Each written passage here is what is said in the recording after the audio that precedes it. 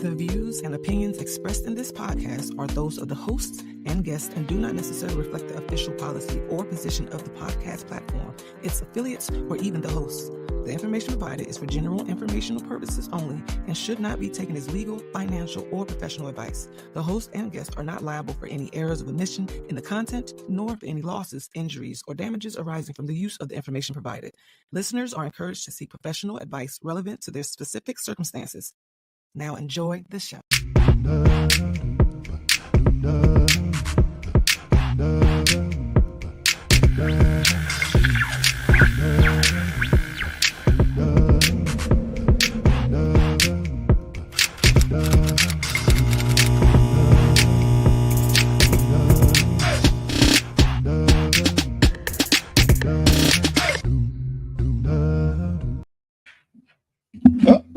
What's it? Hey. Wait, switch cameras. Forget about me? No, I was looking like, where'd she go? You said I'm looking around like, I don't know why. I know I did the show with my sister. I'm like, wait a minute. I mean, you can do the show by yourself and I can just go and do something else. I mean, nah, there's no me without you, dog. What's up, man? Stop playing. You talking about I can do the show by myself? Why? I want to do that? I'm saying. I mean, if you like, want I ain't got to, no friends. Oh, you saying I ain't got no friends? Oh, okay. Listen. Hey, fam, what's going on? Did you miss me? Yes, I did. Consider it's been a terrible twins for the last couple of shows. I'm just saying, yeah, we're here, and the other two are not. Yeah, they still work here. They still work here. Y'all. They still work here and have a job. Busy. But people gets busy, and we understand. That's why it's four of us. So yes, if one or two are down, the other two can pick up the slack. Right. Well, welcome to Running with Sisters, everybody. We are back for another season. Yes, another strong season. now, baby. A year strong. It's been a year, right? That's so freaking dope. Yeah, man. It's to me, it just seems like it was yesterday, and I know that's so cliche, but it really feels like we just got started. We just got started, right? Mm-hmm. Today I was so tired, and I was like, "Oh shoot, we have a podcast to do." Because sometimes that month off be having you just like, "Oh, wait a minute, I'm supposed to be doing something." Yes, I got sluggish. Well, last night my board work was trash because because I'm so used to doing something, and when you get that muscle memory away, it goes. Yeah. Maybe. No, right. Yeah. It's true. Because when you're used to just doing it, so that month off, and you start doing other things on Tuesday or Monday, and then you're like, okay, wait a minute. Now I gotta reschedule some things. Yeah. But it's good to be back. Good to be back. A lot of things to talk about. A lot of things have went on in the last month, right? Couple things. Like everything, but okay, cool. A few things have gone on, So I mean, we're gonna talk about some of that stuff this season. All right, let's hit this topic real quick since I'm thinking about it. Episode 40. Nice topic. How do you choose your friends?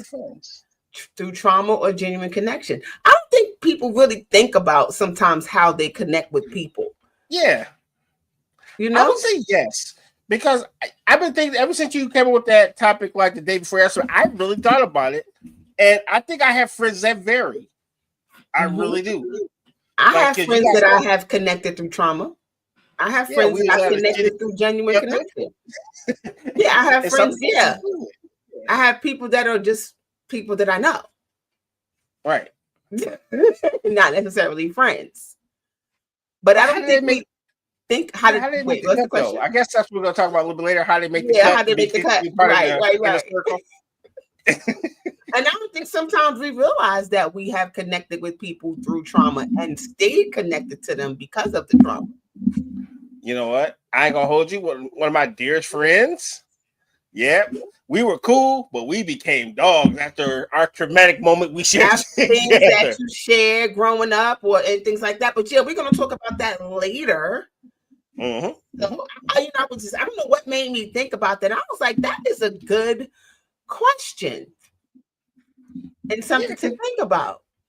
Yeah, it's definitely food for thought, man, because when you assess like how you met your friends, you know what I mean? Like, I don't know. You I don't think really, and then sometimes you want to assess how you stay friends with them. You know what? You know what? Like, why we cool? Yeah. Why we still friends? If most people that said that or did this, I'd be fighting them right now. So how the hell? I'm just saying. You know, because you have to think about it. Like, yeah, this is not. This don't feel too good. Yes, this is not conducive to my mental health right now. Right. It's not helping me grow or move forward and things like that. But yeah, we're gonna get into that later because we'll start and then next thing you know we'll be an hour. It'll be the end of the show. In, right. It'll be an hour in and the show will be over. But yeah. What have we seen on the internet? The internet? Oh man, I've been waiting. I have waited a month. Oh my gosh, so we play the bumper. Cause y'all cats out here delusion. Oh. Crap I seen on the internet.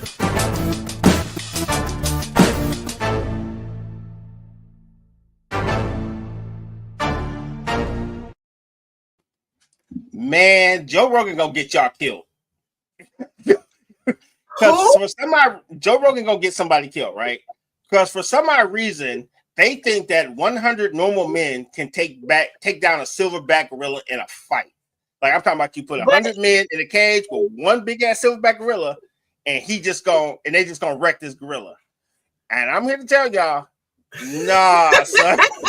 I'm just saying, hey Gary. Okay, now why would they choose a gorilla? Because aren't gorillas? Well, okay. Choose yours carefully, because I feel like aren't they gentle animals? Yes. However, if you watch National Geographic, when they get mad, oh boy, because they not squaring up, they ripping things off. Like they go for. Do you think that 100? What was it? 120 men? 100 regular men versus one silverback gorilla. So what do you think? They gonna get okay. Every last one of them. I mean, it's 100 of them against one gorilla. Let me tell you how this fight's going to end quickly, right? The first 5 people, after you see what happened to the first 5, the 95 don't want no parts of that because gorillas don't fight like this. They go for genitals. So they're trying to pull off your junk and they're trying to gouge your eyes out and bite you on the jugular vein. It only takes 1 or 2 of those for me to be like, you know what? This is not my fight. Oh, we got somebody at the door. We have a guest. Oh, man. A surprise guest. Yes. Actually, surprise you. A surprise to me. Betty. Hi, Betty. Hi. Wait. Let me fix everything because It's all good. For those who don't know, we have a new member to the team. We have that B74, Betty. What it do? Hey, welcome. This is my first time meeting her on camera. Okay, so let's do the proper introduction. All right. Hi, Betty. I'm Michelle. Nice to meet you. Hi, Michelle. I'm Betty. It's amazing meeting you. Yes, me too. RG has said amazing things about you. So welcome to the team. Thank you. I was about to say the exact same thing that I've heard. Nice. That's good things. Awesome. So, looking forward to seeing your show. Thank you. And since you're here, let people know what your show is and what it's going to be about. Okay. So my show is Spotlight with That B. And what I like to do is, or what I do is, I like to spotlight creatives. And they could be up and coming, or they could be already established creatives. And what I like to do is shine a spotlight on either events that a lot of people aren't aware of. So nice. I like to bring it to light, hence spotlight. And also creatives that I met them throughout the pandemic, but I kept noticing that a lot of people were on their humble vibe. Mm-hmm. So, and I completely understood that because I'm pretty humble myself. However, I felt, but what about all the followers or all the fans or just all the random people that might just really honestly not know anything about what you do, what you create, whether it be music or whether it be art. I've even met a professional painter, which is like an artist. Nice. And he is actually one of the gentlemen that does the huge paintings where I think the last one he did was when the Eagles won. So wow. Yeah. Wow.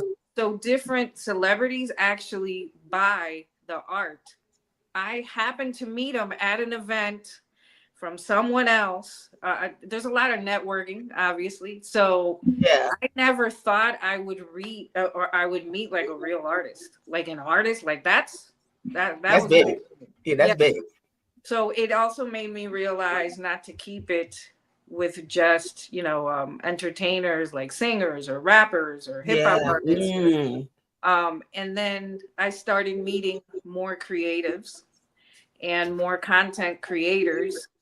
And that also became a thing. So really Spotlight with that beat is really to point out to people things and people, creatives in the culture that I feel are just too humble to do it themselves or Nice. to have others brag about them. I love it. So give them a little platform where you can Yes. just present them to the world. I love that. I love that. Excellent. Well, welcome to the squad, man. Welcome to the squad. Me and Betty go way back. Like, I've known her just as long as I know Michelle. So, yeah. So, man, I'm happy to have you here. Thank you. Yes. And your show will be on Thursdays, right? Thursdays. Yes. What's the time? Thursdays, 9:30 Eastern time. 9:30 Eastern. So y'all make sure y'all tune in on Thursdays. I am happy to say I just did an event on Sunday, which was I'm a huge Chris Brown fan. So even though I am of an older generation, I'm actually and wrong with that. It's okay. So he was in Miami on Sunday, and I also spotlight venues because I'm part of different communities and I travel to watch a lot of shows. I started realizing that there was a niche, you could say, for people wanting to know, because people would come to me and be like, well, how was it when you traveled? How was the how was the airport? How was the whole commute? Or there was one time where I drove 4 hours from Miami to Orlando for a show. And that was actually, you would think it would be the simplest thing, but it wasn't so simple. And I went with my dog. That was the other thing. I took wow. I didn't want to leave him alone, Georgie. And I'm one of those people that ask a bunch of questions about different things. I always want to know, how was the place that you went to? Yes. Not just the person that you went to see. Yes. Right. So a lot of people I have visited Detroit quite a few times. So I wanted to, for example, spotlight my visit to Detroit, because on my travels, and with different people, whether they be actually artists who now have become my friend or people from the industry, a lot of people would ask me, what was your view as somebody not just traveling, but I am traveling by myself. I have to interact with a lot of staff, whether it be at the venue or whether it be at hotels. And a lot of people actually, when they would ask me here in Miami, where is it you're going next? When I would tell them Detroit, it was a whole bunch of negative feedback. And I was like, a lot of times I would ask them, but have you been there? Yeah. Right. Shockingly enough, the response was no. And I was like, I can chime in on that because Detroit was kind of sketch for a while, but man, the Detroit over the last 20 years is low-key amazing. And I'm glad that people don't know, because it just makes it easier for me to go downtown and chill. So you don't have to come here. No. But for those who know, absolutely. But people go off of the word of other people. So if someone says they had a bad experience, I'm not going there. Yes. You know? I've had actually people tell me that, but about Miami. And a lot of times I tell people, because I don't live on Miami Beach, I actually live in a, I believe what they call it is a suburb right outside of Miami-Dade or of Miami, but I still live in the same county. But everyone knows in Miami that depending on the area, especially the beach, it's a completely different city, even though you're in the same city. Right. So I would hear people talk very negative about Miami, and when I would ask them, "But where did you go?" They don't even know that this side of Miami exists. They're always talking about Miami Beach. Yeah. Tell them, well, that's first of all not Miami. That is Miami Beach. Right. Literally a completely different city. And yes, you're actually right about everything you're saying, but everybody in Miami, like if you're a resident of Miami, you know, after living here for so long, that there's Miami and there's Miami Beach. And we're like night and day a lot of times. And a lot of people from the regular city, we don't even venture into Miami Beach unless it's something completely out of the ordinary, or we're only going to the beach in the day. Right. So with all that in mind, I took people's feedback, for example, like about Detroit, and I was like, you know, I still want to try it because I did have a friend from one of the communities I'm part of that was like really big on convincing me to at least just try it. Can I tell you, and I've told RG this now, I've been there twice at this point. It is one of my favorite cities to visit in the US. And I grew up in Connecticut. I'm not your regular Miami person. Okay. You're transplant. And one of the things that people would tell me is, oh, because of the cold. And I would be like, I don't care about the cold. I lived in Connecticut 15 years. Yeah. Thank you. I think I can handle it. And living in a place where it's usually the same weather all year long, I was like, I think it's refreshing to experience even a different climate, season. But the thing is, RG, though, I don't really experience a different season. I only have gone to Detroit in the summer.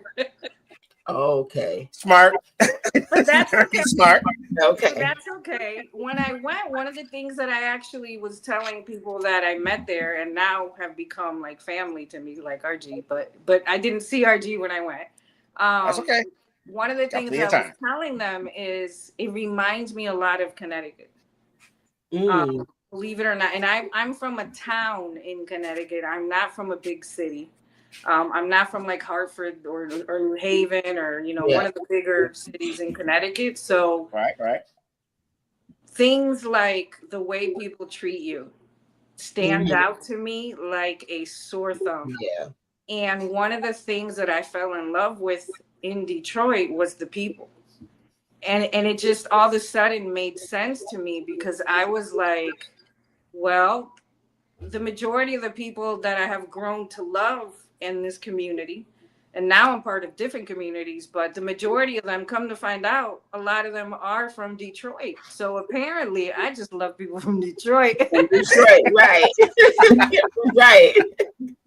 Nice. So, yeah. So that actually has created not just a bigger audience, but has created, you know, more requests for me to review or spotlight different things, like how are the people in the city? How's the food in the city?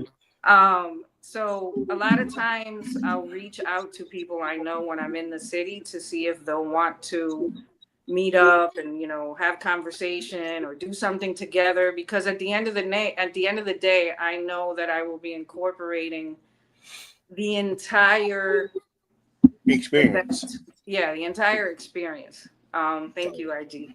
So this past weekend, I actually took advantage because now finally I was going to go for the first time in Miami to live, which is a huge club here.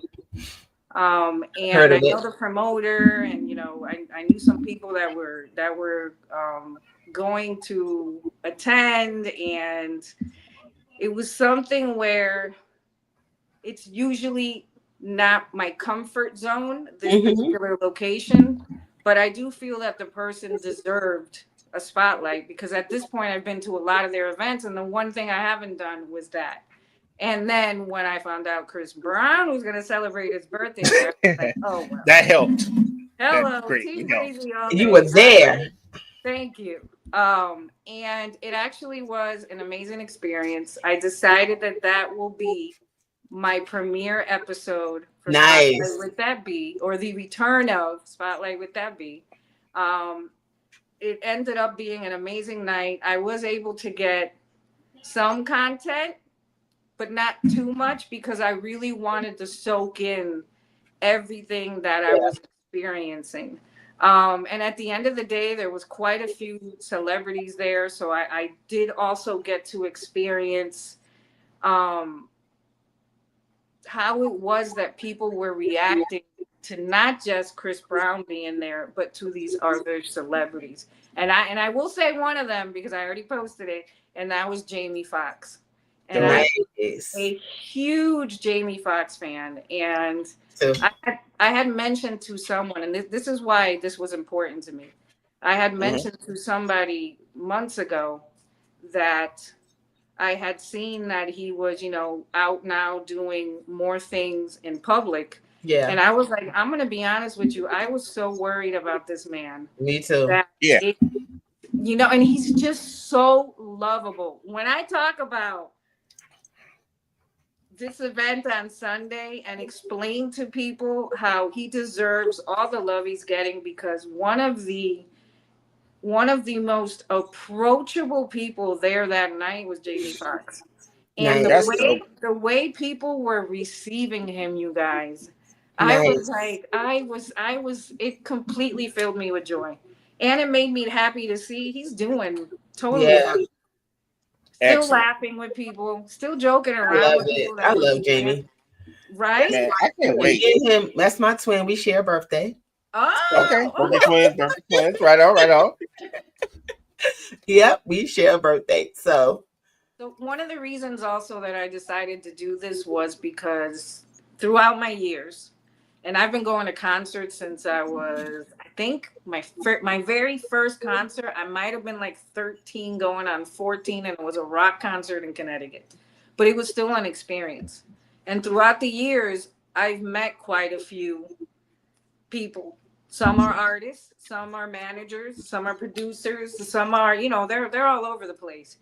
And the one thing that always stands out is how you would be surprised how sometimes it's not such a negative experience, but there are certain times, like with this Jamie Foxx instance, where it's just such a wonderful interaction and such a wonderful experience that I do like to. I normally don't talk about the bad experiences, but I make sure that I talk about the good ones.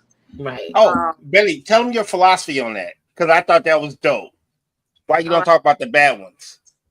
Well, because I figure I'm the type of person that I don't really like to throw shade on anybody or anything. Mm-hmm. I think it's something where, and I think this is what you mean, RG, because you caught me off guard. But it's really because it's something where I'm not going to focus on tearing somebody down. Right. I think, especially if I've had a bad experience with a celebrity or even an event or a location, a promoter, whatever it might be, I think it's something where they've already done themselves a bad enough disservice for having to do that I'm definitely not going to tear you down, but I'm definitely not going to mention you either. So I do because I'm not going to be responsible to bring someone down, right? This is the way I don't have to talk about it, and I don't have to, I can make sure that when people ask, I'll just say, but I'm going to focus on really positive, right? Negative. Dope. I like that. I thought that was important for you to say, because some people are like, oh, just because she also the association, she's just going to like big up everybody. So no. When you hear her speak, she's talking about positive experiences. Yes. Only. And it is deliberate, because I have had people tell me, oh, but you never did a spotlight on this event or this interview you had with someone. I noticed you didn't break it down, or something I heard, because I do also, I have two favorite podcasts. And everybody that follows me on my page knows that only am I Team Breezy, but I am Team R&B Money all day, every day. So I do like to also review or recap, or I haven't figured out a word yet, but the episodes of the pods, R&B Money Podcast, and now This Week in R&B, that the moments that I really enjoy on specific episodes. It just happens to be that it has become a reoccurring thing because I'm loving each and every episode. Nice. Right. So, shout out to R&B. What is it? R&B Money? I've never heard of that one. Oh, what? Well, well, wander on to my page and tell people where your page is. Let people find you. I am on almost all platforms. CRG. Should I mention the other one? No, right? No, remember, we're sticking with the negative experiences we don't mention. Okay. That's true. So right now, I was going to be like, wait, was it an OnlyFans? No. No. Wow. Okay, there's two I'm not going to mention. All right. There's two I'm not going to mention. Oh, wow. Listen, it is what it is. Okay, so there's two that I'm not going to mention. I'm on, and run it up.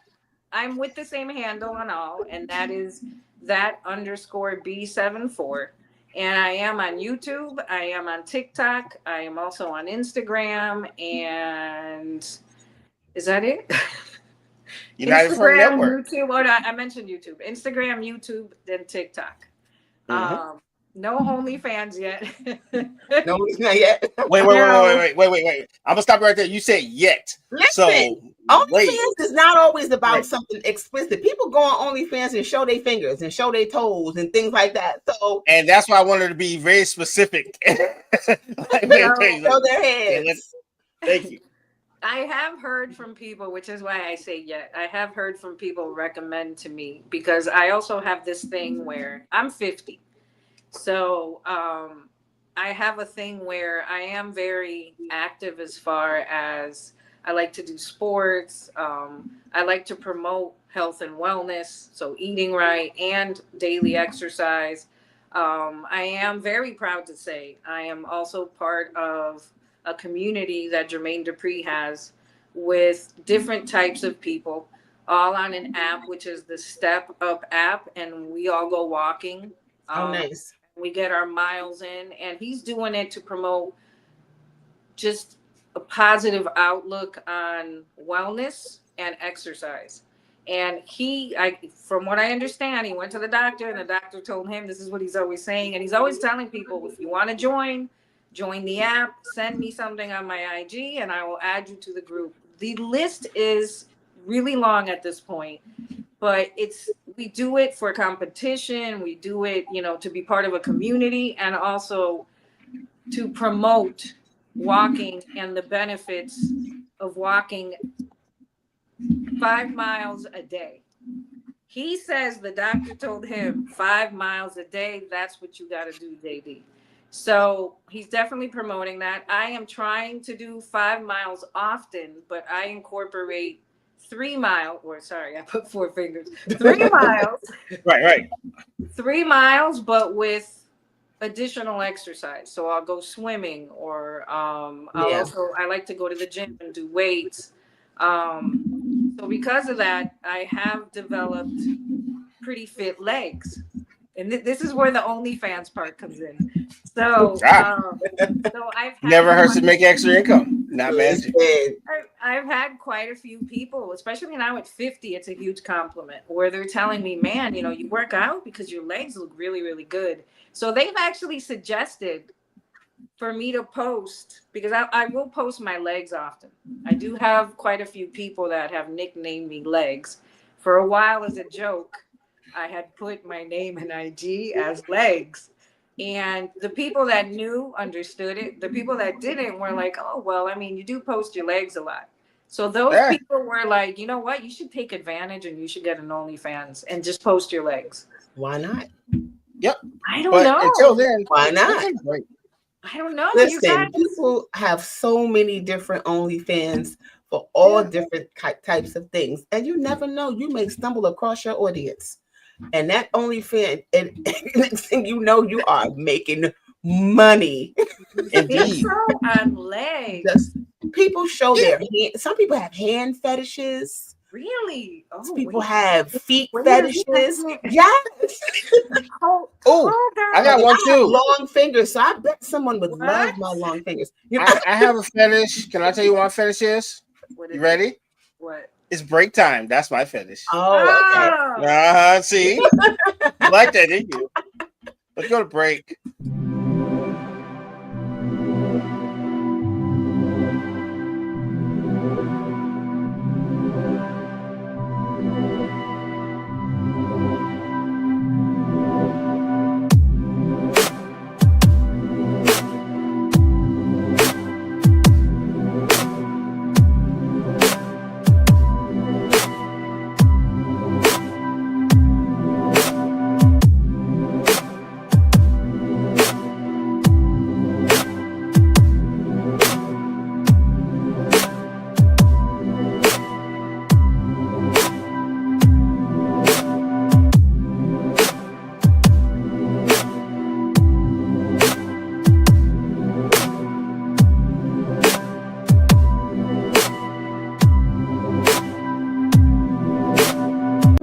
Tap into your essence with a divine essence candle. Candles that soothe your soul and balance your chakras. Each candle has an affirmation inscribed on each jar to help you stay grounded, create balance and harmony. Use code DE20 for 20% off your first purchase at divineessence.us.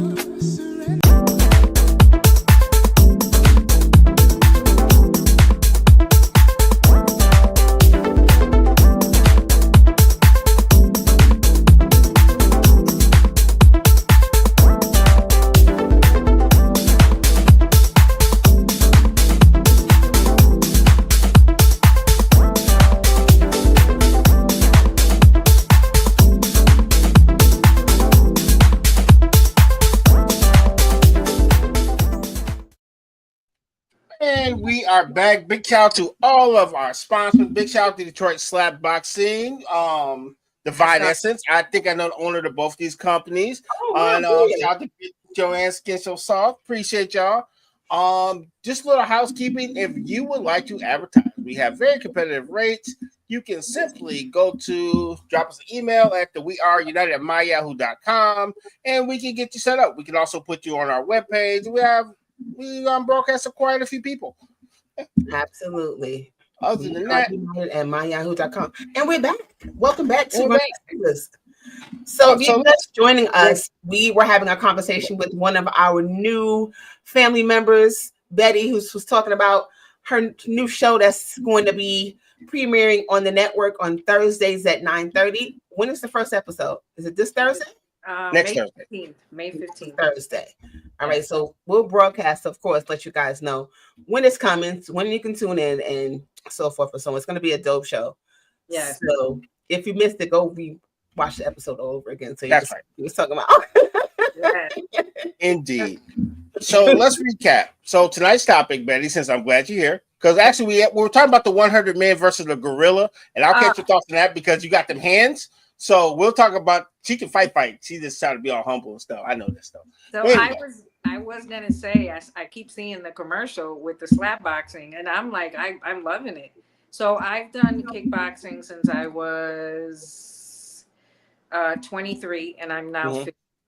Nice. So I've been doing it for quite some time. I'm really into boxing. I'm into kickboxing, MMA. What took me out of the game was about 3 years ago, I suffered a really bad knee injury where it was at the gym. It was purely by accident. But then I started focusing on doing different things. So I am quite familiar with boxing and fighting. The moment, but I also do watch a lot of things of, primates and anything that has to do with apes. So I have watched so much on the strength of a gorilla. Thank you. And I think they keep talking about a silverback gorilla. Yeah. Which is worse. Another level. Yeah, it's another level. So I have heard that they have so much power. Any ape, by the way, because I've heard a chimpanzee has the strength of an adult male, but a huge adult male. You know, and we're dealing with like bubbles. So I have, I know that, and then I know that a gorilla can pretty much slap you where it could like slap your head off your shoulders. Sheesh. They have that much strength. So that's what they want to go up against, huh? Wow. And that's what I said. It only takes 5 people to get mangled, and the other 95 don't want. I think they're gonna retreat after that. Like, okay, I don't think I want any of that. I saw something on IG today where it was someone that found something online where it was two silverbacks fighting. So each other. And I wouldn't want to be the other gorilla. So I was like, there's no way that, and this was 2 huge gorillas fighting. And that was intimidating, thinking the one that was not doing so well, the way they come at each other and pound on each other, I can't imagine any man whose bones will not break by just a slap or forget about a punch. And they bite. Yep. I told you earlier. Yeah, I see. I don't want no parts of that. And I don't think 100 men want any parts of that either. But however, I would pay to watch it though. So if anybody wants to put that on pay-per-view, my debit card. I don't even know if I want to see that. I would not want to see that. I don't want to see it because that's going to be brutal, and that's going to be a bloodbath. Yeah. You know why I want to see it? Because I want to see the first one. Because there's going to be one person and he's going to run in there and get mangled. I'm like, yep, my work is done here. I can turn it off. I just want to see the first dummy that goes over there and gets pummeled. They need to stop. I mean, I know when you get hit in a particular area on your head, especially in the temple area or in the back of your head. Done. You could be killed instantly. Yes. Done. So absolutely. And that's with the force of a human. Imagine 10 humans in one person. Or actually in the nose. They could hit you in the nose and they could, kill you. Like who was sitting around? Here's my wow, and came up with that. I think this would be a good idea. Right. On Sunday was having a beer and watching football and looked at his friends and said, "You know what?" So let's tie this into the topic. How do you choose your friends? Do you sit down and drink beer and think about fighting gorillas? Right. Or be that something happened to you, like you got beat up by a gorilla and you survived. And now there's a comment. Someone commented, you don't choose your friends, they choose you. You just accept their friendship. I like that. Appreciate it. I think that's, what do you guys think about that? I mean, if that's the case, then we all were just chosen. I don't agree with that. I can't say I agree with that either. No. I'm much choosier to call people my friend and to especially now. Yeah, especially now. I think about, I'm a person who has friends that I've been friends with for 40, 50 years from childhood. We chose each other as children. Right. Kids, you in school together, you play because that's what you do. But then we grew up together and our lives just kind of intertwined, and children and through husbands and boyfriends and breakups and all different kind of things. So I just feel like those relationships they just kind of happened from, children. And then we just stayed friends. But you have to work on it. You have to work on it. You do have to work on those friendships, because sometimes just because you've known somebody for many years doesn't necessarily mean that you can remain friends in certain parts of your life when you're adult life, because you might go in different ways, different paths. And that's okay though. You know what I mean? And that is okay if life takes you in a different direction. Like I have friends that I feel like are my friends, and we don't talk every day. Right. I might not talk to you every month. I might not talk to you in 6 months. But when I do talk to you, it's like we never stop talking. I agree. And to me, those are genuine. That's genuine friendships. There's genuine love. And you know that the love is there because we don't have to prove anything to each other. We just love each other. And that's where it is. I completely agree with that. Right? Yeah. That's why I say you do have to work on it. Because for example, you meet up with someone, you haven't seen them in a while, but now the way they act is, not so different or not so respectful. And maybe they are going through things in life, but it doesn't mean that now they have to lose sight of the fact that you're choosing to allow them in your presence, your space. It's something. So it's safe to say you don't choose to accept their friendship anymore. Exactly. I don't know. Ms. Scott is looking a little more to the left. I'm just saying. I mean, you're choosing not to be one of their friends anymore. I'm just saying. Well, but the whole they choose you thing is, well, I don't feel like, because I'm not going to be your friend if I don't want to be your friend. So you can't just say you're my friend and that's that. Yeah. But that's why I said you just accepted their friendship. See, that's where I'm messing with you guys about. Okay. I mean, I get what you're saying. Yeah, I'm just giving you crap, actually. But I think RG, listen, this is the first show of the season. Knock it off. Okay. That's what I do. Just saying. Now there are some friendships that are trauma based. True. Yeah. I can say that there's a couple times where I was cool with somebody, and because of something that happened, we became like that, for real. Or you can grow like what I grew up in a single family home, and a majority of my friends are in the same situation. So I don't know if that was something that we said, well, I want to be your friend because your dad's not in the house. I don't think that's something that we had a conversation about. Yo.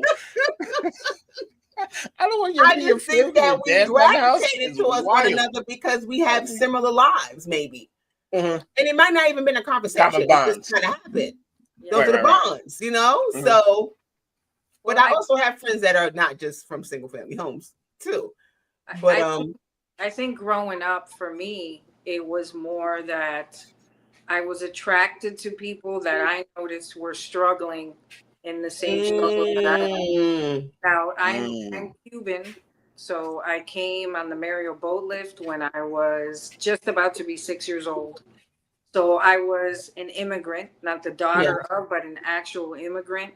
I had to learn English in Connecticut. I had to go through school, learn everything. Not everybody, and let me finish what I learned everything American, and not everybody was necessarily so kind.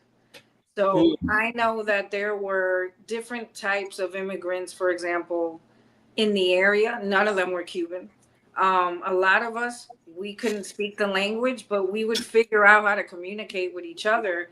And a lot of my early childhood friends actually grew from our experiences of people discriminating against us, or the whole experience of, we got to kind of communicate with sign language. Right. And that was actually something that I started to notice develop or shaped, not develop, but shaped the person I was becoming. And then I started realizing I would gravitate to the kid that was being bullied, and befriend that person, to the person, the loner. I befriended a lot of loners. But sometimes it was a double-edged sword because I was so open and so accepting that I didn't realize initially that some people will accept the help and then something sours. Yeah, or they use it, or something of that nature. Yeah. Yeah, and then those people, you can't keep them as friends. No. Then you got to make a choice. You got to kind of give them back. Yeah, and give them back. Now that I'm 50, I notice now things stick out to me. Yeah, for sure. Yeah, for sure. Because now, when we're choosing friendships, there used to be that whole thing with no new friends. Yeah. And I can't really say that I subscribe to that now. Yeah, because I connect with people differently now at this age. So it has to be a genuine connection in order for me to say, okay, I like this person, Right. And I think we could be good friends. Yes. So yeah, and then we go from there. And then, I've built friendships like that and relationships with people within the last few years that I feel like are so dope because, it's where I am today in my life and where I used to be in my life and how I chose friends then is such a difference now. And it's like, wow. Yeah. That's the other thing. You grow, you evolve as a person. So I can't be expected to, and I moved, so it's a little bit different for me. When I felt like in big or important times in my life, I was forced to evolve as a person. Yeah. I was a child, and then I had to move here. Now that I was becoming not a toddler but an actual kid. Right. And then right before I turned 21, my parents, my sister, everybody moved to Miami. So I was like, well, I'm not staying behind. I'm going too. So I'm not 21 yet. So then that made me evolve into a different Betty again. And then I think the other time that I evolved as a person was initially when I finally took the step and got married.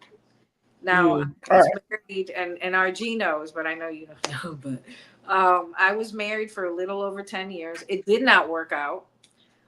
So that was another evolution of who I was, because now I was the person that is no longer married. Right. Now coming into a time period where I had lost my dad, and I had never lost anybody in my life before that. Not somebody that close to me, because the rest of my family was really in Cuba. Yeah. So that was another evolution. And then I started losing people throughout the time of the pandemic and then post-pandemic. And then I lost my dog. And all these losses actually created now, and I see it now, but I wasn't seeing it then. Created now the Betty that I am. I think in part it makes me choose different types of people to be around me. So choosing your friends is more of like, so can we say it's more like evolution? So the things that you needed back then are not exactly what you need now. So your friends have kind of curated themselves through evolution. Is that safe? No, I think evolution is the perfect term. Seeing it now, it's just weird to me, because it's like, but really at 50, I'm still learning. Well, we never stop learning. Stop learning, and I don't think we should stop learning. Because when you stop learning, then what? But I'm saying, am I going to be 60, 70 still learning? I'm good with the learning. I don't see why not, though. Why not? Because I mean, there's always something to learn. Like, it could be something small. Like, I see stuff now, and I'm like, wow, I didn't even know that. Right. Or how didn't I know that? Like, why don't I know that? You know, I've been here long enough. I've been here long enough to know that. Why don't I know that? But then, all of my kids are grown, and I still learn things from them. Mm-hmm. You know the other day. I found out something the other day. Now that you're saying this, you know that there's a specific way that you're supposed to close a cereal box. Really? Yes, that apparently has like these tabs on the side and this insert part where we've all been doing it wrong. Apparently, you do this thing to it, and it's not where when you close it, it actually looks like it has like a little rooftop. Yeah. But it's by pushing the tabs in the inside, and then I saw somebody do it online the other day. I was like, well, I'm today years old. Yeah, dude. I'm just like, stuff push the bag down and stuff it and throw it back in the cabinet. Yes, there's no thought to it. You just do the little the insert tab thing, and then no roof. I was like, since when? Wow. Yeah. So there are. Yeah, I think learning is. I love to learn. I love to learn something. Because I feel like you have to use your brain. Because if you don't use your brain, you lose it. Absolutely. You don't want to lose it. Because you think about people who suffer from Alzheimer's or things when they forget, So I don't know. It's probably something. I don't think it's because they stopped using their brain, but I just feel like you got to use it or you lose it. And I feel like that with everything. You got to be active. You got to get up. You got to move. Because if you sit for a long time, what happens? You might get stiff. Your knee locks up, or you fall asleep. You fall asleep. Yeah. So if you're not using it, you can lose it. So you got to keep using your brain. I don't care what it looks like. I wish they would have told us, hey guys, did you know, like the way I saw it not so long on social media that I was like, well, I'm today years old. I'm thinking, why is this the first time I'm seeing this? Because sometimes I think people sit at home and be like, let me wonder what this is for. Oh, right. Well, gosh, here. Well, I'll be damned. That really works. Like, holy smokes. Have you ever now this happened to me recently. I bought something, I had to put it together. And after I finished putting it together, it was a screw. And I was like, oh, that happens to me all the time. Where does this go? You're like, throw the screw in the garbage. But I'm quite sure I missed something. I thought they give you extra screws, don't they? No, they give you extra screws. They do, but I don't feel like it was the extra screw. I think that screw was supposed to go somewhere, and I just didn't. Now, if your chair fall, I'm gonna fall off the chair and laugh at you. If that will fall off the chair right now, I'm gone. I'm done for the show because I'm gonna laugh. Because tomorrow. When you read the instructions, they tell you how many screws are there, how many bolts are supposed to be there, and you know which ones you're using. So that extra one was supposed to go somewhere. And I was like, well, I hope it doesn't fall apart, but I'm not taking it apart to figure it out. So I'm just gonna cross my fingers for you right now. It happens to me all the time. Yeah. So I would be on this. This is obviously extras. But I got so many screws in my little tool bag. Just all the extras. I just throw them in there because you never know, you might need it. Just in case the thing you put together falls apart. Oh, let me go get that screw. Oh, I'm today years old because you don't have to use all the screws to put things together, apparently. So I'm today years old. I'm telling you, those are extras. They gotta be. It has to be the extra because I'm saying. How everything I build has extras. Everything. Everything. All right. If I fall as I'm talking, you know what it is. Yes. Right. Whoop, there was that screw, that extra screw that you forgot to put in there. Of course. I was getting a new kitchen table anyway. It just saved me the trouble of taking it apart. I'm just saying. Like, I know this desk because I put my desk that I'm sitting at right now. I put this together by myself. Oh. How many screws you got left? No, there's some stuff that's messed up. I know. I know. Without a doubt. There's a couple of loose things. So yeah, I know I didn't do something right. But it's been holding up. So good. This is what are you gonna do? One more time. Bookcase that whenever I touch this bookcase, because I know it had screws loose, but whenever I touch it, it like wobbles. Yeah. I'm so glad I'm not by myself. So I just, what I just do? I just don't touch it. As long as it doesn't fall apart and as long as it doesn't fall over, we're good. As long as there's no earthquake in Miami. Yeah. If there's an earthquake, I'm done. That part. That's fair. Toast. That's fair. But then it's not because you didn't put it together, it's because of an earthquake. That's right. We'll blame it on that. That's right. We're blaming it on nature, darn it. Blame it on that.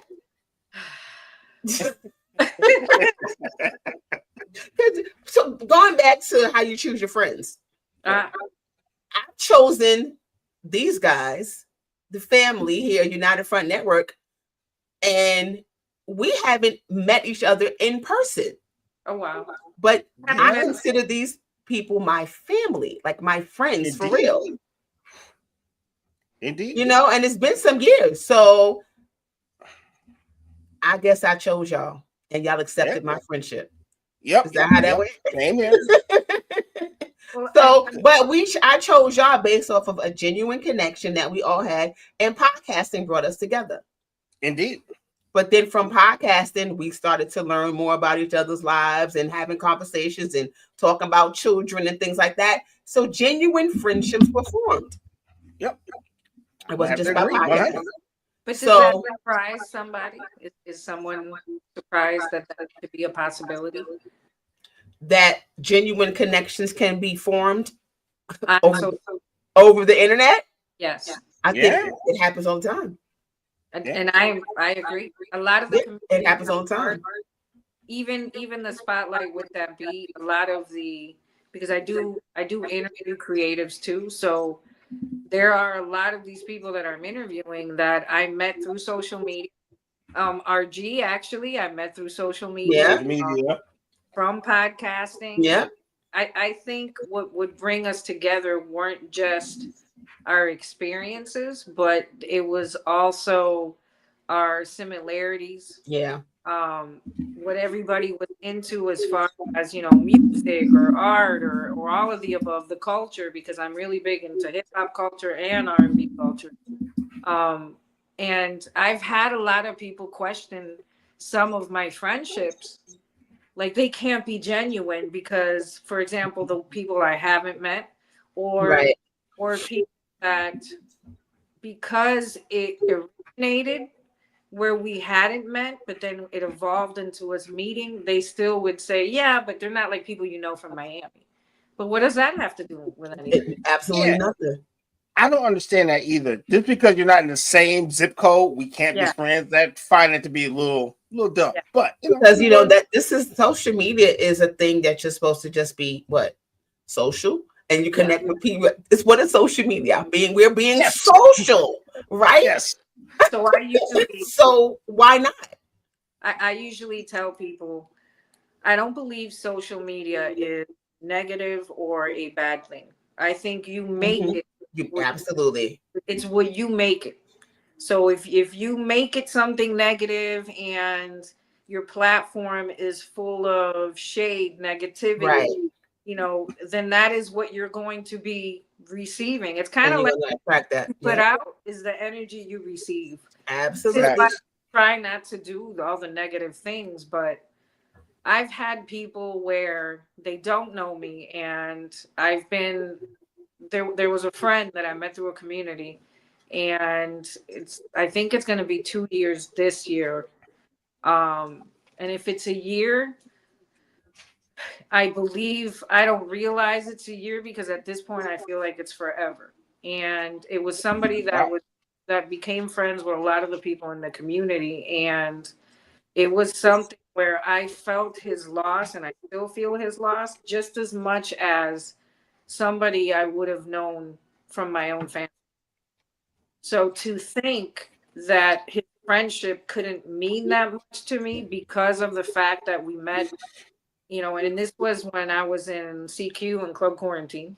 So we all met as a huge group through the pandemic. Mm-hmm. Would discuss a lot of things that we were all going through, whether it be traumas or ailments or just things going on in life. And to know that even at the time where I hadn't met him, his words uplifted me. They brought joy when I needed it. To think that you could say that because maybe that originated from online or because you haven't met the person, that their actions mean less to you because of that. I think you're doing yourself a disservice. I agree. I met some people in a Facebook group probably almost 10 years ago, and we are friends now. We've gotten to the point where we've connected now outside. We've gone on trips together, visiting each other's houses. Like, we are really friends now. And it started out in a Facebook group. Yeah. Right. Yeah. And I think people that are stuck in the mindset of, I don't need any more friends. Yeah, there was a time where there wasn't that a song at one time, No New Friends. New friends, yeah. Yeah, No New Friends. And I was like, I was walking around, no new friends. And I was like, you know what? That's I think I'm hurting myself with that. So, because I've known you for 40 years doesn't mean I can't meet someone and have a bond with that person in a year, They could end that up doesn't take anything away from those 40-year friendships, and that's where I think that we have to understand, just because someone new has entered in the pitch into my life or into the picture doesn't take away from the friendship that you already have. Yeah. Yeah, some friends are territorial like that. It's kind of weird. Like, very territorial. Yes, I would agree. Yeah. And that is true. Some friends are very They are. I know my position in my friends' lives. So I don't care who they are friends with. Like, I'm never gonna feel away, like, because my relationship with you is solid. So that's our thing. What you have going on over there don't have anything to do with me. That's the friend. That's the friend. Be friends. Be married. I don't care. I don't understand how that would trigger anything in anyone, because I would feel the same. Oh, wow. It does. You'd be surprised. Which is crazy. But that's something that they have to deal with, because they don't have anything to do with us. That is very true. Yeah. Because if you look at my friendships with other people as a threat to the friendship that I have with you, then I'm like looking at you like, well, what's the problem? I don't understand that. I do not understand that. I mean, a relationship that has nothing to do with that person, why should you have an opinion on it? Unless we do have help for them. So anybody who feels that way, we got this really cool website called Nambi. You know what? You can get the help you need. Mental health month, so it is May. Go to this website, get some tools on how to have healthier friendships, and then people want to hang around with you.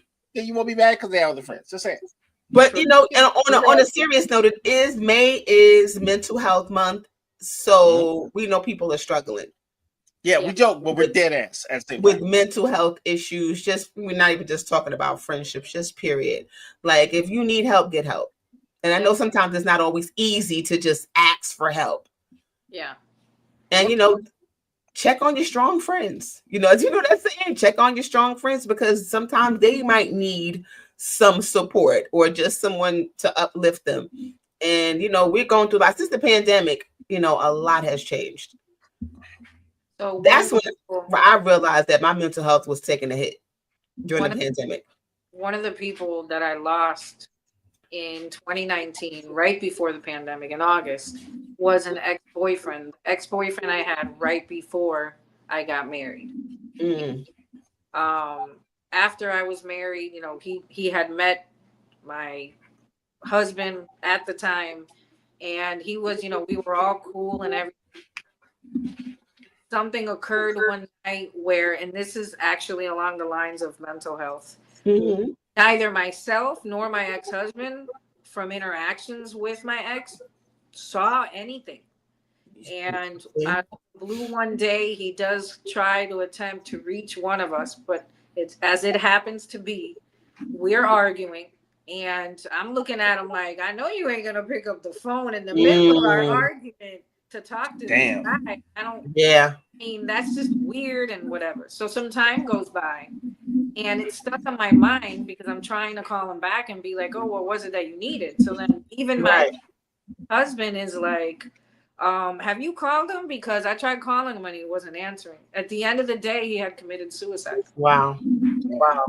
Sucks. Yep. And till this day, neither of us have any idea of why. I spoke to his best friend at the time, and even he didn't know. And it made me realize, like, and this was someone you would never think. Yeah. Like, I would have never, he was popular, he was super smart, he had things going on where he had so many friends that I was like, what? Yeah, you just never know what someone's going through. Yeah. Right. Clearly. And that was another another thing in my life that made me evolve, because it made me come to this like epiphany, like you really just right. No, that's facts. Yeah. So damn. Yeah, that's rough. Yeah. Yep. I can't say that I haven't had that happen to me before, but you know, you have to learn from it. Sometimes you have to be like, I guess the main thing I would say to you, Betty, it's not your fault. Yeah. And I had to come to that realization when one of my dear friends took his own life. And I was kind of the same situation, just got off vacation. The guy chain called. I'm like, man, I ain't messing with him. I'll call him later. It wasn't no later. Yeah. And I held that like it was my fault, but I had to realize that, it wasn't my fault. He made a decision. Yeah. And we all have to live with it. So, you know, it's not your fault, homie. It's funny you say that, because you know what I notice about RG? He sees me like a lot of people don't. Where I don't even have to say things, he immediately picks up on it, because I did feel so he's definitely like that.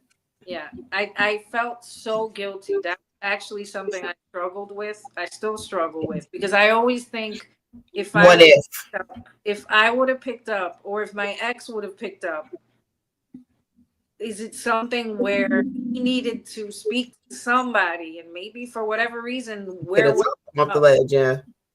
Exactly. And knowing that I didn't. Yeah. It's a harsh reality. It is. But you just never know, because it might not have been anything that you could have done anyway, and it could have still happened. My ex would tell me, like, what about, like, I wouldn't have been prepared to talk him down. Like, I don't know what you tell somebody. And I actually, I'm always very involved. I have to charge my phone. I'm always very involved in conversations where people are promoting mental health awareness. Yeah. Because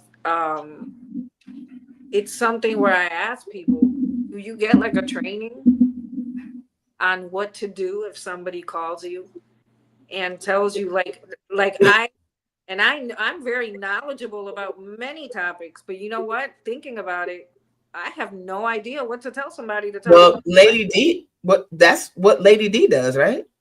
Mm-hmm. Oh, really? Yeah. So we have people who deal with that every day.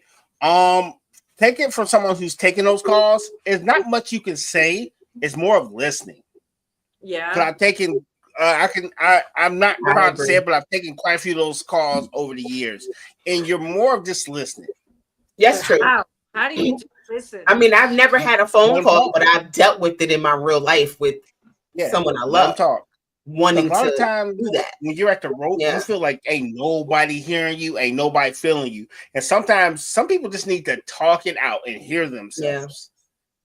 Yeah. And usually at that darkest point, they feel like everyone's ears are closed and hearts are closed. They don't care. Yeah. So if you could just be that one person, and hell, I've had some long ass conversations. Yeah. But I'm happy to say they don't feel like they're hopeless. They feel like it'll be better on the other side, and which is, I'm sorry, I would see. This is why I'm not good for stuff like that, because I would be like, "Are you crazy?" Yes. But if you have that relationship, you can say that. You know what I'm saying? If you have that relationship, like, fam, the fuck is you doing? Like, yo, like, yeah, you have to. Over there. In those moments, you just have to make a person. Well, try and make a person feel like want them here. Like you want them here, and that their life means more than just them not being here. Like, no, you are worthy of living the life that God has given you, and you make my life better by being here. And that's some of the things that you can say to, things like that. But it's rough because you really don't know what to say in those moments. Right. Do you call it like at the same time? Do you got like your burner phone and you're calling the police? Because I've done that where I was on the phone with I called the suicide hotline because I did not know what to do with someone who was suicidal. Right. Because I'm like, this is your job.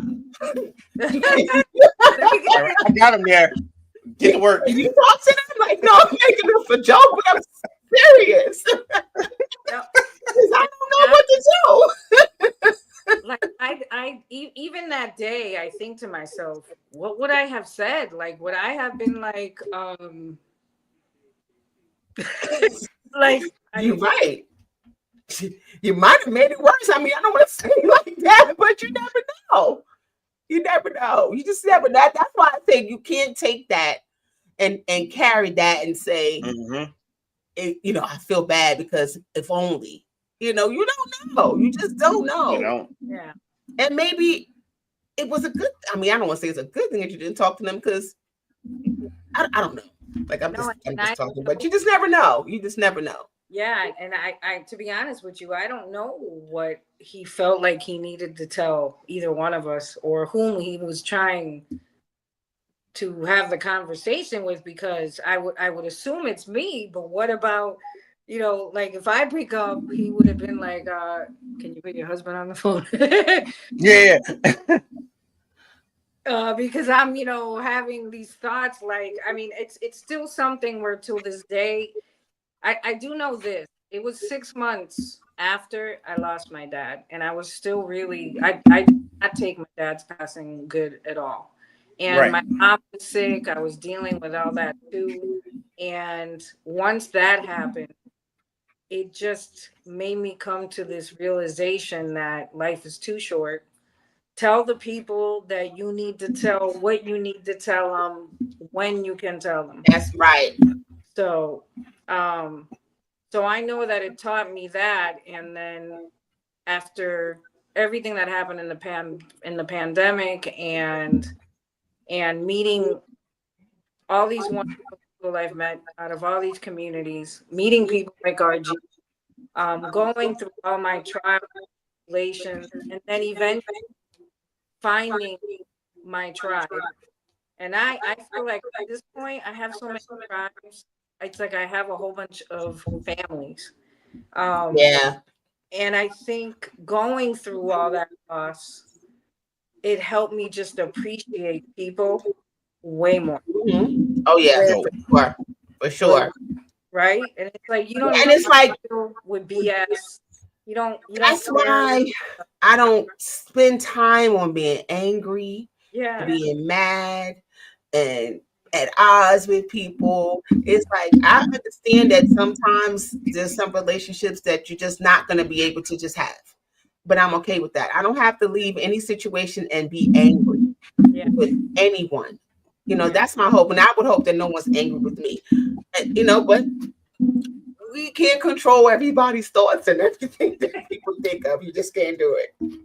That's true. And I think, and I know exactly what you're hoping people here, making a list, holding grudges, where they're like, well, that person I'm going to take out is this person. It's like, right.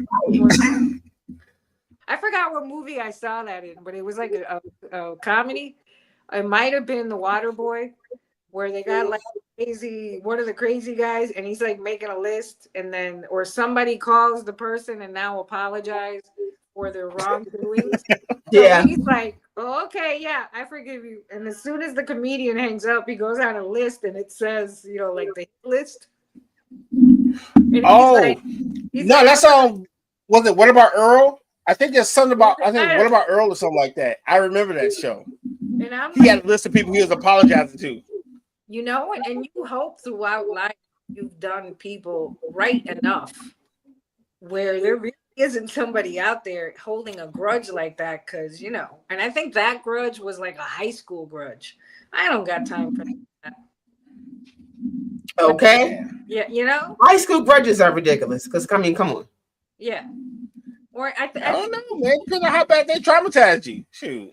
Well, I mean, I guess you're right, but I mean, are you still holding on to that? Yeah. Right. Me, no. Like the people, I don't remember what their name is. But a bully from high school. I don't remember the bullies from high school's names. And is it something where if I saw been the bully? What's that? I might have been the bully from high school. Well, some people might have seen me defending myself or reacting something as me being the bully, when in reality, you never know. We're kids too, so it's like, yeah, can I really hold on to something that happened to me? I mean, listen, if it was something that was super traumatic, I get it. Like things happen, and I understand it. But an argument with somebody, or somebody said something, or somebody did something that wasn't, anything that was life threatening or anything like that, it's like, come on, let it go. You gotta let things go. Like you were saying, I might not necessarily entertain any further relationship with the person. Am I going to hold a grudge? No, I don't hold grudges. I think that's actually a sign of mental illness when people of what? A mental illness when people do that. Like when they can't let go. Can't let go, right? That is holding, because I tell people, do you know how much energy it takes to be angry? Yep. All the time. Right. Or you mention somebody's name and you're like, fuck that. Yeah. And you're like, well, dang. Or you're right, like their demise and they're not even thinking of you. And they're even thinking about you, and you mad, and you mad, and you still mad, and you still mad inside. Right. Man, even if you don't want to be their friend anymore, but you let it go. Angry, let it go. Move on. Yeah. Yeah. Let it go. Like, it's a lot of energy to be angry because it gives you stress, it gives you headaches, it messes with your health. All those things, just because you're angry and upset with somebody for doing something that was probably something that was so minor, well, maybe major to you. Yeah. But, I mean, not to take anything away from anyone's experience, but anger is an emotion that I hate to use. Yeah. Because it takes me to a place that I don't like to be in. Right, right. Because once I go there, it's like, okay, it takes me a minute to come back. So it's like, I don't really want to go there. Yeah. No, same here though. Same here. You know? Which is why and then it's insidious. So if you allow it to fester, it's something where at times you don't even realize, because now you've allowed it to grow. Right. Sometimes you don't even realize how angry at this point you have gotten. Like the people that end up going, like, doing things to people's cars and things. Yes. Get from them, maybe just not wanting to do something that you wanted them to do, but they're a whole grown person. They don't got to do what you say. No. Right. No. Yeah. And I think it's again, I believe sometimes it has a lot to do with mental illness, because a lot of people really struggle with accepting that others don't want to do what you want them to do. Yeah. Right. Yeah, that control thing is crazy.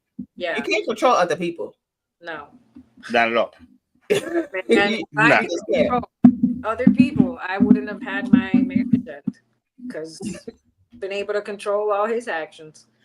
If we could control people, we would all be happy. Man. No, not really. That's a lot of management. Like, wait a minute. Would be happy. We would have everything that we want, and have people just be doing what we want them to do. Please don't take this the wrong way, RG. You just sounded like such a man. What do you mean? Because do you know how much effort you know how much effort it takes to manage people? I'm like, no. But I don't think is it managing? Well, listen, I don't want to control everybody anyway, but managing people, yeah, you're right. Yeah, it's like managing behavior. It's like, no. You're supposed to smile twice a day, buddy. What are you doing here? Like, whoa. That's not in the contract. Like, right. It's like, wait a minute. It's like, you want time too? Shit, you're not till 5 o'clock. I got 4.5 minutes. It's like a job. Having people call you at the time that you want them to call you. 2 o'clock. Make sure you call me. Yes. You know who does that to me? The people who pay me my job. No thanks. I have to do everything they say. Like, no. I don't want to do that with friends. My friend just told me recently, because I'm a person that sometimes show up late. I try my best not to, but that's something I'm working on. Okay. Yeah. And So he was like, you gotta that's not a good look. And I'm like, well, shit happens. And then I said, I'm not late for work. Yep. He said, so what are you saying? If money is involved, you're gonna show up? I said, well, yes. I'm gonna go and say yes, absolutely. Yes. I don't love you less. But I'm just saying. Yeah, if there's money involved and I gotta be there on time, or I could risk, losing that thing, I'm gonna make sure that I'm there. I think it helps me prioritize. That's what it is. What's important. For sure. And not to say that, people are not important, but certain places, it's like, all right, if I'm 5 minutes late, it's not gonna make that much of a deal. Yeah. But you have to understand that some people, if they're waiting for you, they're like, and I'm irritated if I have to wait for people too, and I have the nerve to be late. Wait. So you get mad at people for being late? And that's bad. Late? That's bad. I don't like waiting because I got something for you, dog. And I don't make people wait for me. Like, I'm usually late showing up to the event, but that doesn't mean that they're waiting for me. You computer, you can look at right now, dog. You get all the tools. You can look your stuff up. Look your stuff up. Get the tools. The nerve. I'm uncomfortable, but I know what you mean. Because, for example, if it's like to one of these events, I know I like to get there early enough. Right. Because I do want to come up to the person throwing the event, or the person that I know, or, let them know I'm there, and then get a little footage. But technically, I'm doing the spotlight because I'm doing it out of my own free will. And free promotion for them. So if I at one point, because there has been times where people are like, oh, but you got here so late, and I'm thinking, like, what? Sit down somewhere. What? Is this not a party? Right. And it's still going on. Like, it's not over. Thank you. And there's still hours left. And the way you could get me here for sure, whatever time you say. Right. Is if, So thinking like this, right? Do I have to be there in the beginning of the party when no one is there but me? I'm standing in the bar waiting for other people to file in. You go to the party late for people. And if I do want to do that, is that again my own free will? I am entitled to that if I want. I'm entitled to not. Right. But yeah, if you really want to enforce that somebody is punctual, I strongly recommend that you shoot a couple of hundreds at them. Cash thing, right? Yeah, indeed. Like I'm saying, I don't mean to make people wait. I'm sorry. I'll do better. Yeah. So really, and I don't do that all the time. I'm not going to say I'm late all the time, but yeah. But is it things that, oh my God, really important things? I'm going to show up and I'm going to be on time. Okay, got it. It's not like a wedding. Everything else, no. Just those important things, right? Just some things are, It's not like. Remember, your friends are watching this show. Just saying. Hey, and a friend that I had the conversation with might be watching. So, but I'm just saying, that's my friend now. My friends know me. Come on, y'all. I'm just giving you crap. That's what I do. So you're not in of honor, and they're expecting you at like 9 for the wedding, and you're like, I'm almost there. I'm on my way. Meanwhile, you're still getting your makeup done. Right, 2 hours later, like right around the corner. Right. Wait, I forgot the gift. It's like, I have to go back. Sister, cash app. Tell me an event starts at, if it starts at 3, just tell me it's at 2:30. Now that you said Cash App and we're talking about weddings, I got a question for y'all. This I saw there was, and I kept seeing the post on IG, and it was a couple that told all their guests, don't give us anything, but to attend the wedding, the gift is that you attend the wedding, but you have to pay $333 each one. We talked about that. I saw. Did we talk about that on the show? We talked about that a couple months ago. I think we did. I think that is the most ridiculous thing ever. Me too. I'm not coming. Here's your wedding gift. I'm not peace symbols. I will no DVD, buddy. I don't care. No. Here's what I'll do. I'll give you $3.33. Right. Now, I have seen people put on the invitations monetary gifts only. Yes, I have seen that. And I don't see anything wrong with that. Me neither. Because you're not. You can only get so many toasters. I'm kind of. I dig you're that. not putting an amount on it. You're not saying you must give me this amount. So but to say you have to pay to come to my wedding, yeah, bruh. Yeah, you're not about to give me a cover charge for your most important day. It ain't my important day. Like, what are you doing? No, it's not my important day. Sure. I saw how they had like over 300 people, but only like 60 went or some shit like that. I was like, well. So people actually show. I don't remember the full story, but people showed up. Some people showed up, but it was like 25% of the people that they invited. And I thought to myself, well, for example, right now that wouldn't even be in my budget because of the way everything is. That's not going to happen. You lucky. I'm sorry. It's never going to be in my budget to pay to go to somebody's wedding. Okay, wait. Never. You said 25 people at $300 a pop. That's not a bad haul, though. Not bad. Yeah, but they had invited over 300. So they was trying to get a house. They were trying to pay off their car. They were trying to do a bunch of stuff. What? I mean, if it's 300 even, I'm gonna get my calculator. $500 for 25 people. That's not bad. That's $7,500. That's $7,500. Not bad. But I'm quite sure that's not going to cover what they put out. You think for the wedding? Doubt it.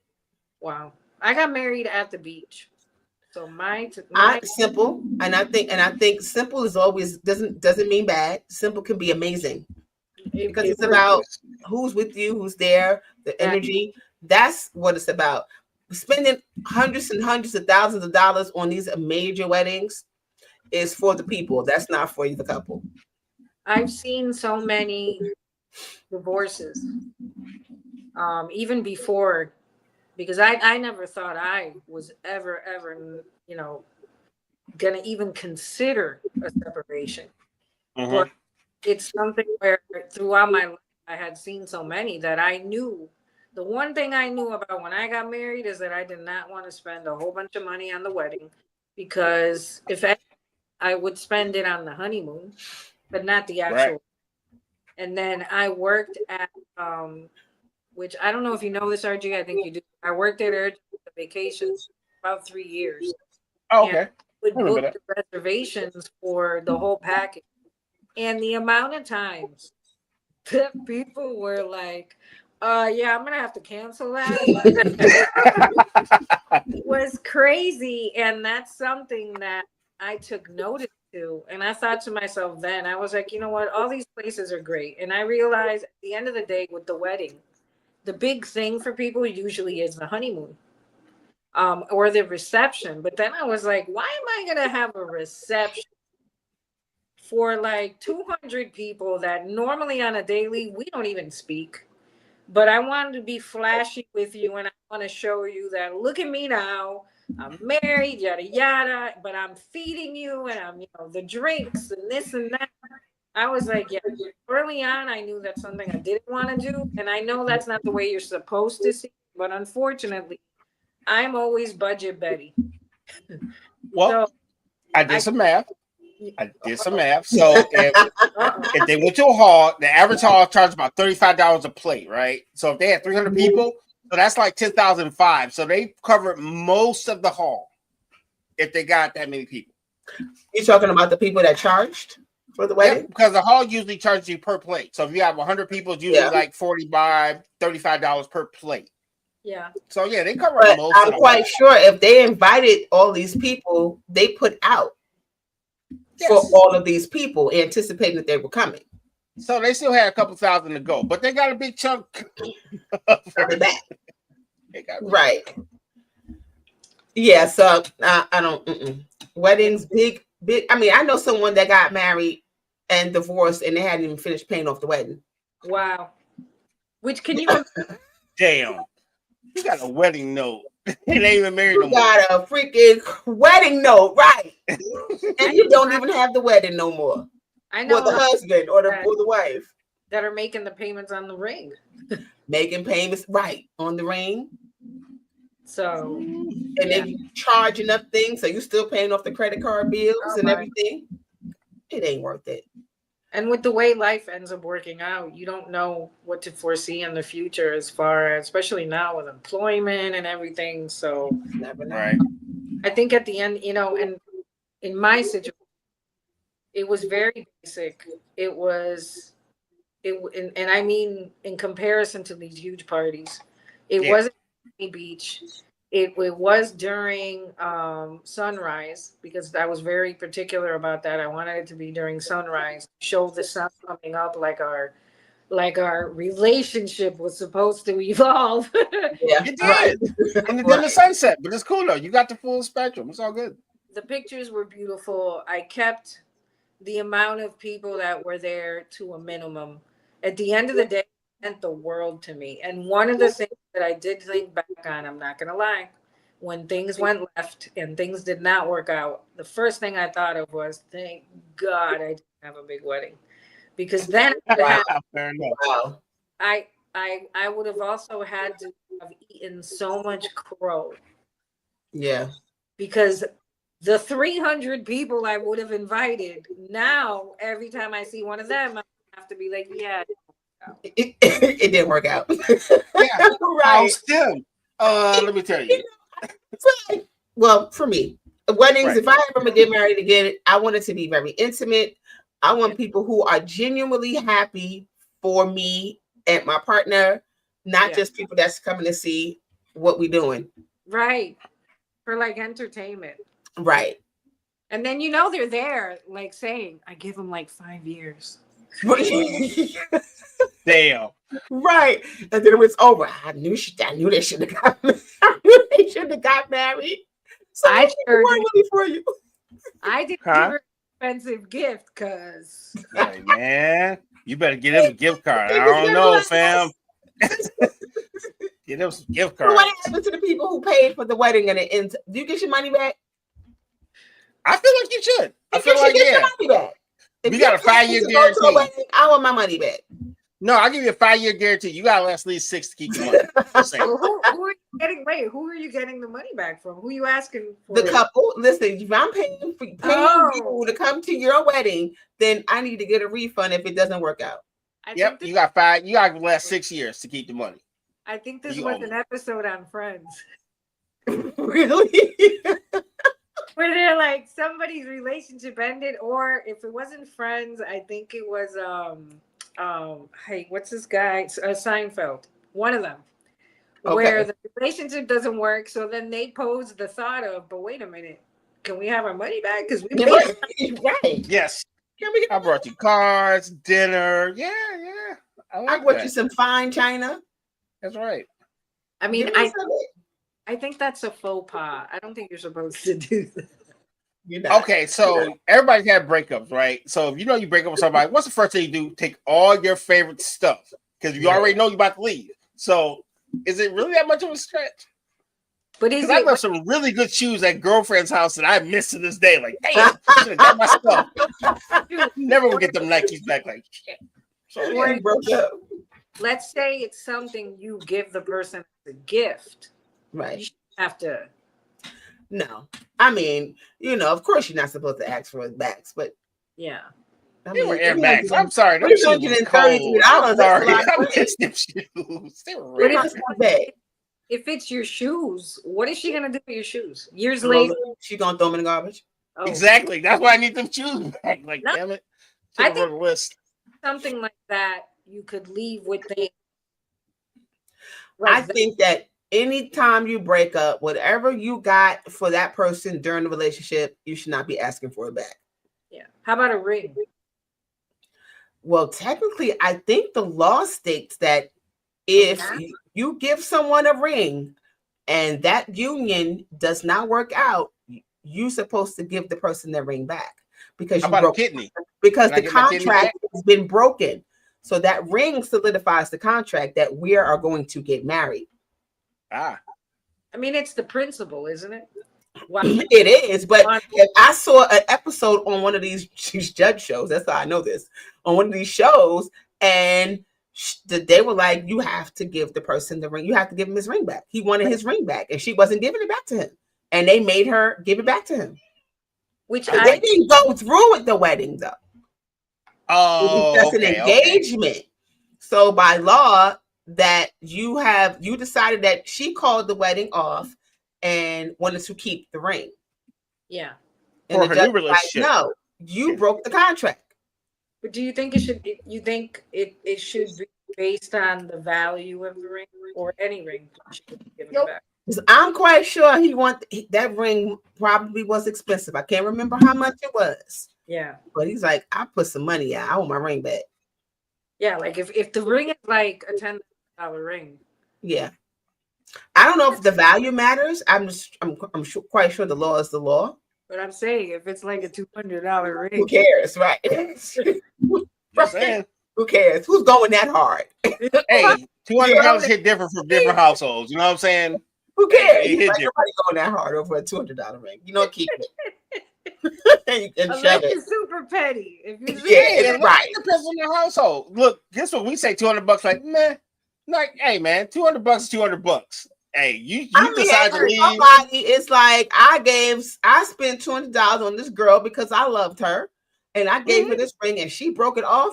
Give me my ring back. Yeah, because sometimes it's not even the money; it's the principle of it. You know, you gave of your heart, and now it don't exist, and I still got to pay this bill.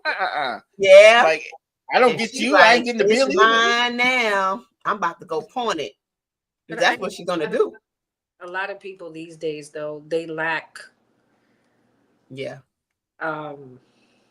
It's even knowledge of the word principle is lost on them, morals and all those things, and really they're so about being petty and who has the upper hand with the pettiness that's more important to them, that they end up having the last word. That a lot of times it could be a $200 ring and she won't give it back, just trying to be super petty. I personally not like that. We break it off. I don't want nothing to do with you. Take your shoes. Right. Yep. Because I don't want no excuse of you 5 years down the line coming back talking about, oh, here's my excuse of why I'm going to interact with you again. Can I have my ring back? No. Right. Take it all back right away, so I never got to see your face again. I'm the type that's going to give you your ring back anyway, because I don't want it here taken, and I probably throw it. Right? You better not angry throw. Yeah, throw it at you. Your piece of shit, take it. Or throw it in the dirt somewhere, maybe go find it. So I'm not getting that ring back. Okay, got it. If you find it. If you find it. Thank you. That's fair. Don't give me a ring and then try to take it back. So, all you fellow suitors, give her a fake one until you get married. You're not going to get it back, player. Oh no, there will not be any fake rings because I'm just saying you get a loaner. I got to at least get you past the ceremony because you be there like Nolan Ryan my ring across the room. I'd be mad as hell. I'm just saying. Delight. There was another episode. This one I know for sure it was on King, where Doug gives, I forgot what his wife's name is, but gives his wife a ring when they get married. Years down the line now, something happens. She has to go get that or something. So when she goes and takes it to the jewelry store, they tell her, oh, this isn't a ring. I saw that episode. Hey man, it be like that sometimes, dog. Imagine because you know when you're young and in love, you're not thinking about if it's real, right? You know, you're just like, oh my god, the ring is real. It's on your hand. My 56-year-old brain. So, and I'm not married. So if someone comes to me now with a ring, it better come with some papers. And then I'm probably going to. Would you get it appraised if it? I sure would. No, you will not listen. Stop. He's like, you got to pull one over on me. I sure will. I'm not even, but he wouldn't even know. I wouldn't even tell him. No, unless I can see you now. Like, hold on. He's got a little diamond just like beep. Oh, okay, cool. and I'm going to get this junk appraised. He will not even know.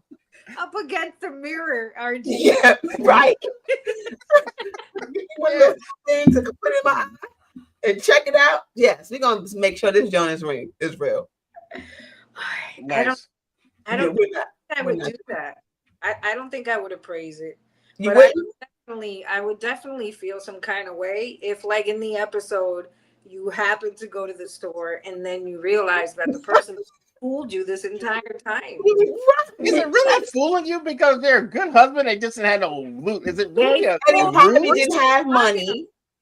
That's just it. That is fooling you. That is deceitful. It is very deceitful. What else have they been deceitful about is what it would make me think.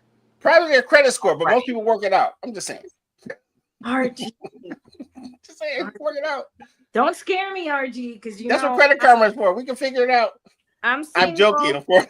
I'm joking. I'm single, and I'm so worried about all these things because, it's like before I know we've been on for a long time.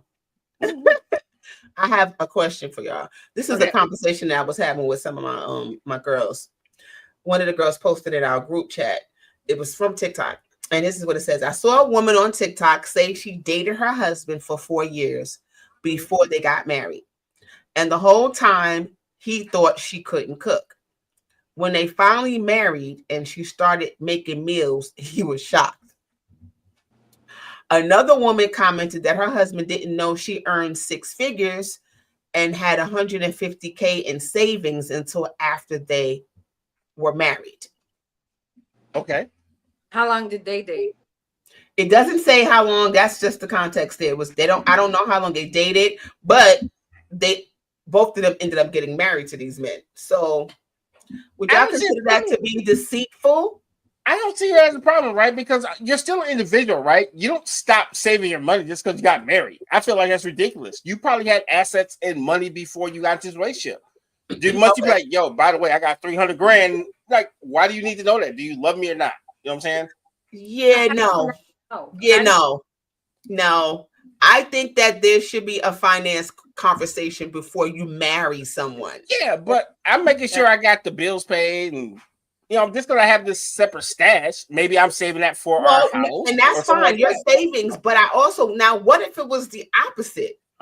And they lied about what they did have, and when they got married, they actually didn't have that. Then it's gonna take us a long time to save for that divorce. See, so what's the difference? I'm joking. I kid. So what's the difference? Just jokes. I don't know. I'm just fucking with you. I think this would be my let's say now that ends up happening to me. I don't understand how you are with someone for an extended period of time and you just, with daily life, you just don't know these things about them. Right. So they would have to be, wait a second, RG. So then they have to be being deceitful to withhold this from you. And I think that's where. Okay. So, but what if you guys don't live together? What if you guys decide we're not going to live together until we're married? And they pay their bills and everything. How do you? So here's my thing. You lie about something as minimal as cooking. It's not a lie if I never had to cook your food. How is it lying if I never cook for you? No. The lie is I don't know how to cook. Yeah. How have you never had that conversation where she had to lie exactly and say, I don't know how to cook? Maybe he ain't married for cooking. He's like, look, I don't need that at all. I'm saying if you lie about something as small as that, what else are you holding on to? Yeah. 300 grand. The financial thing, I don't believe that everyone should have full access, of everything. But I also do think that there need to be conversations that you have to have before you decide to marry someone. Because if you marry someone that's in debt, then now it's y'all debt. Yeah. Yep. Like both you have to have these conversations. So withholding. So what was her reason for withholding how much she made? Well, if you've, let's say, I'll be her advocate, right? Let's say well, you go ahead and be her advocate. Let's see. All right, let's say she dated someone and she took him as is, and they pretty much was just with her for her money because she was super transparent, told him how much they made, and then you see it all the time where a dude will find a woman or a woman will find a dude that has choke, and then they just stop everything because they're ready for that person to take care of them. So maybe she's trying to make sure that person is not just with her for her money or his money, something like that. I get that, but I also feel like I don't think you have to, disclose how much you make on the first date either. But so why are you? So if we're dating for some time, we're talking about to the point now. I'm not saying people they rush and get married and that. I'm talking about people that are dating, they're in a relationship, they're growing together, and now here we are talking about getting married. Right. Those conversations you don't think should be happening? Because you kind of know who this person is by this time. Because you're deciding that you should. You should. So if you think that this person wants you for your money now, in the beginning, I get it. You don't have to. You don't have to tell everybody how much you make. Mm-hmm. But as time goes on, you start to see a person's character. You start to know who they are. You're around them. Well, you should be. You should be having other conversations so you can know who this person is. A person can only hide who they are for a certain amount of time. Like you can't. Eventually, the real you is going to show up. Yeah, it's going to show up. Definitely. If you're going to ignore red flags, then that's on you. And there's just conversations that are going to come up. That same ex I spoke about, may he rest in peace.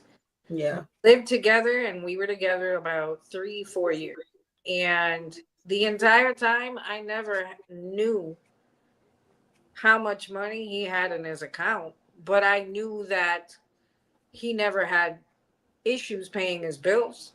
He never had an issue with debt. Right. So he was never lacking. We would go places, and he wouldn't pay my bills. Even when we lived together, we split everything down the middle. Okay. But because I felt like you're working for yours and I'm working for mine, and we're making sure this is going to work before I'm ever even going to ask you what's in your bank account. Right. I agree. Or can you do for me? I think the problem lies in where one of the people or both have ill intent, and what they are there for is what's in your bank account. That's true. And I've had somebody use me for what very little I thought I had, but I've noticed in life sometimes what is a little thing to you, to someone for it. Like that $200 ring. See, told you, full circle. That $200 ring, I'm gonna need that back, dog. Don't play with me. Oh my God. I think it's deceitful to not be honest. I agree. And at that point, you gotta be lying, right? You have to be lying. Now, I don't know if dude was asking her how much you make, like how much money do you make? Because that's not something I disclose either, like in just regular conversation. Yeah. But when you start talking about combining households and combining bills, and those conversations have to come up. No, and then, for example, if the person is an attorney, right, you're going to lie and say you're not an attorney because it makes so much money. Or, what does she tell him? She's making 6 figures. What does she tell him that she does? Right. I'm so curious. I so want to know. I wish I knew, because just by what you do, you can kind of get an idea of how much money you're making. Or even the conversation. Oh my God, I just got home from work. This Taco Bell is driving me nuts. Right. It's true. These people maybe though. So what do you do? I think those conversations happen early on. Yeah. What do you do for a living? Yeah. I just think like this. Let's say you're an accountant, but you actually are an adult entertainer. Yeah, kind of don't want to talk about that over why not? Prime rib. You better tell me. Right. If you're an adult entertainer and you tell me you're an accountant, and I found out later that you're a stripper, that could be a problem. What do you say? How did I get to $300,000? Now you know. See, now you don't want to be with me. I got $300,000 off of OnlyFans, and now you're trying to dip. Thanks. See, this is why people don't be honest. Thank you. That's deceitful, man. Definitely not because it's tax time. I ain't messing with you, of course.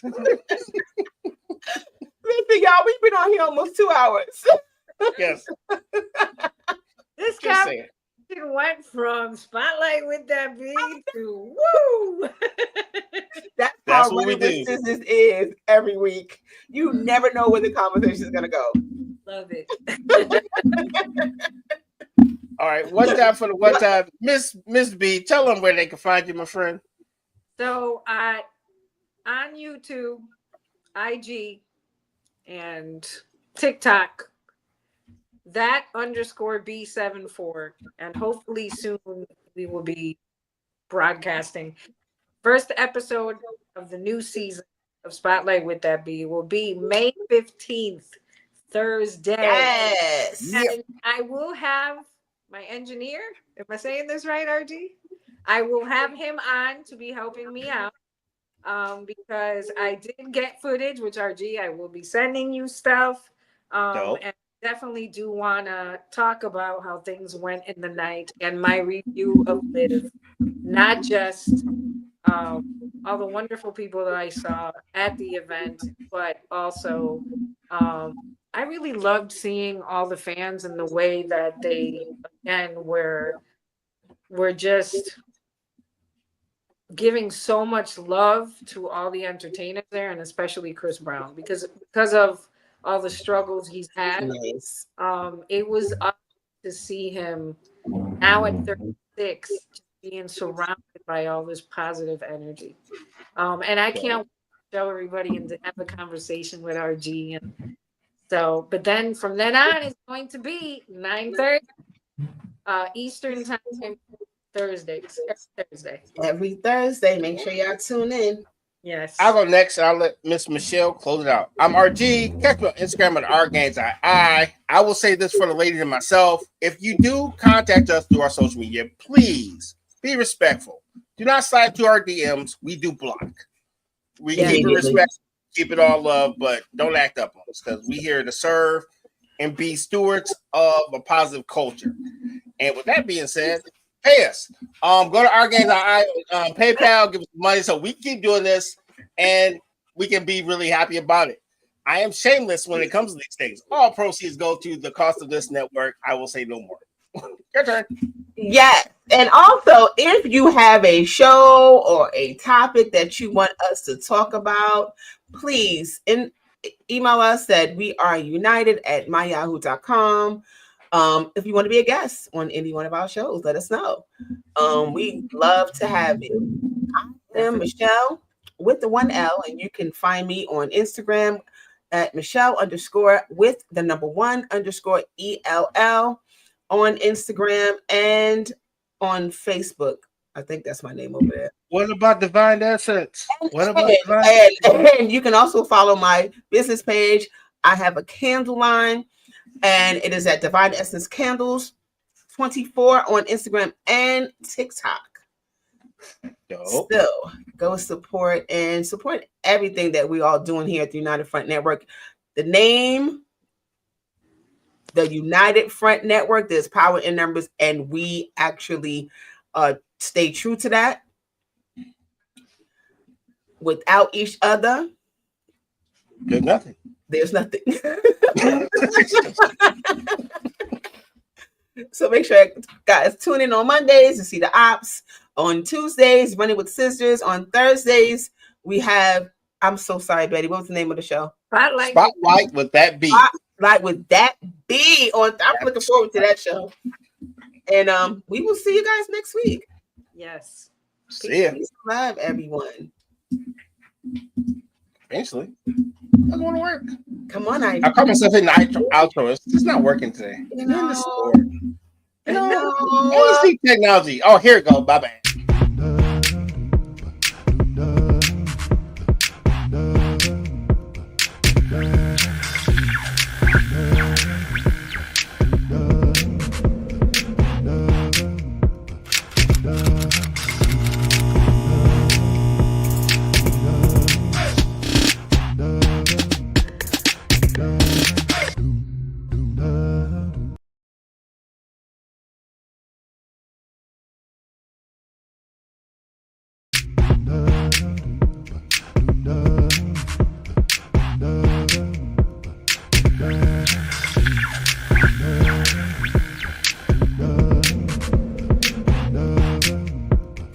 Bye.